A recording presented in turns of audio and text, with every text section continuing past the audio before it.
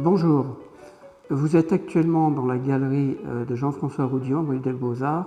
Nous avons en ce moment une exposition sur deux artistes, dont un très important qui s'appelle Dado, et l'autre plus jeune aussi qui va devenir très important, qui s'appelle Quentin Garel.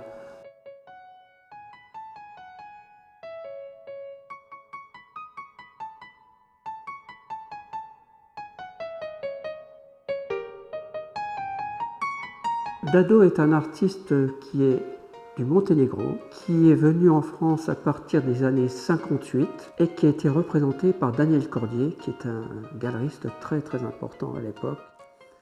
Et il est devenu, à cette époque, il avait 22 ans, il est devenu un des plus grands artistes du Monténégro à partir de 36 ans parce qu'il a été acheté par un musée qui est très important qui s'appelle le Guggenheim à New York.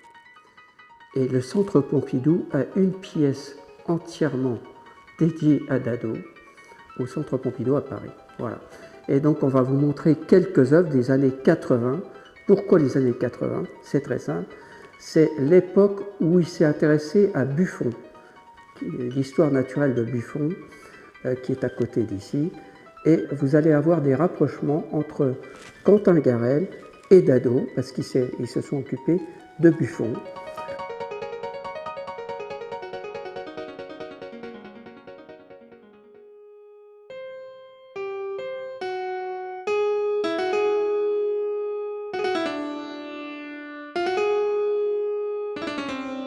Quentin Garel, c'est un artiste qui a débuté à la Casa Velasquez il y a pas mal d'années, des œuvres qui sont issues un peu du bréviaire des trophées d'animaux, quotidiens déjà, pour commencer, et après il est parti sur tout ce qui est un peu préhistorique.